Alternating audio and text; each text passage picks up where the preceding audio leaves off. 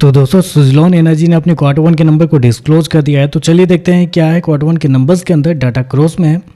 तो देखिए पिछले क्वार्टर की बात करते हैं तो पिछले क्वार्टर में कंपनी 3,773 करोड़ का रेवेन्यू जनरेट की थी ऑपरेशन के थ्रू। पिछले साल मात्र 2,015 करोड़ के आसपास, जबकि अभी देखें तो बढ़ के 3,117 करोड़ आपको जाता हुआ देखने को मिला। तो साल दर साल जाते हैं तो साल दर साल कंपनी के रेवेन्यू के अंदर एक अच्छी खासी तेजी आपको देखने को मिली।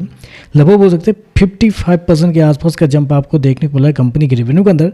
जबकि क्वार्टरली बेस पे जाते हैं तो क्वार्टरली बेस पे गिरावट आपको देखने को मिले। लेकिन बेसिकली पावर सेक्टर की जो कंपनी होती है उनके बिजनेस को आपको साल दर साल ही चेक करना चाहिए। ऐसे में देखें तो साल दर साल कंपनी के रेवेन्यू आपको बेहतर आपको देखने को मिले।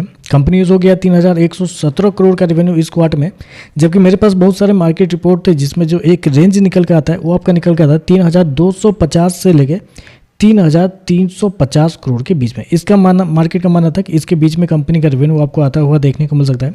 तो आप कह सकते हैं थोड़ा सा बिलो एस्टीमेट आपको देखने को मिला है। 55% की बेहतरीन रैली है, उसके बावजूद देखें तो थोड़ा सा बिलो एस्टीमेट आपको देखने को मिला है।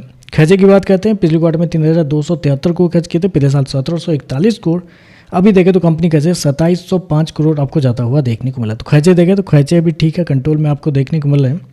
चलिए कंपनी का प्रॉफिट क्या निकलता है वो देख लेते हैं। तो देखिए पिछले क्वार्टर में कंपनी लगभग 1,180 करोड़ के प्रॉफिट में थी। पिछले साल की बात करते हैं 302 करोड़ के आसपास, जबकि अभी देखें तो बढ़ के 324 करोड़ आपको जाता हुआ देखने को मिला। तो कंपनी का प्रॉफिट देखें तो प्रॉफिट के अंदर एक हल्की सी तेजी आपको देखने को मिली। ज़्यादा बड़ी तेजी नहीं, लगभग 7% के आसपास का जंप आपको देखने को मिला है।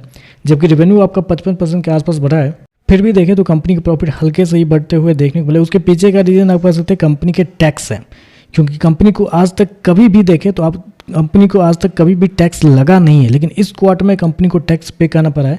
134 करोड़ कंपनी ने इस क्वार्टर में टैक्स पे किए हैं, जबकि पिछले क्वार्टर में 650 करोड़ कंपनी को वापस मिले थे टैक्स के रूप में। जबकि पिछले साल देखें तो 19 लाख कंपनी ने पे किए थे।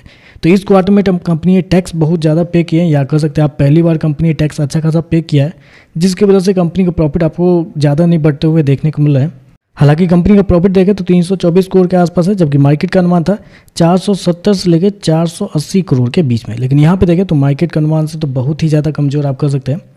ईपीएस की बात करते हैं तो देखिए पिछले क्वार्टर में 87 पैसे का, पिछले साल 22 पैसे का, अभी देखें तो 24 पैसे का आपको देखने को मिला। तो ओवरऑल देखा जाए तो नंबर आप थोड़े से कमजोर कर सकते हैं, क्योंकि पहले तो बिलो एस्टीमेट आपको देखने को मिला, रेवेन्यू प्रॉफिट दोनों आपको मिस होते हुए देखने को मिला है।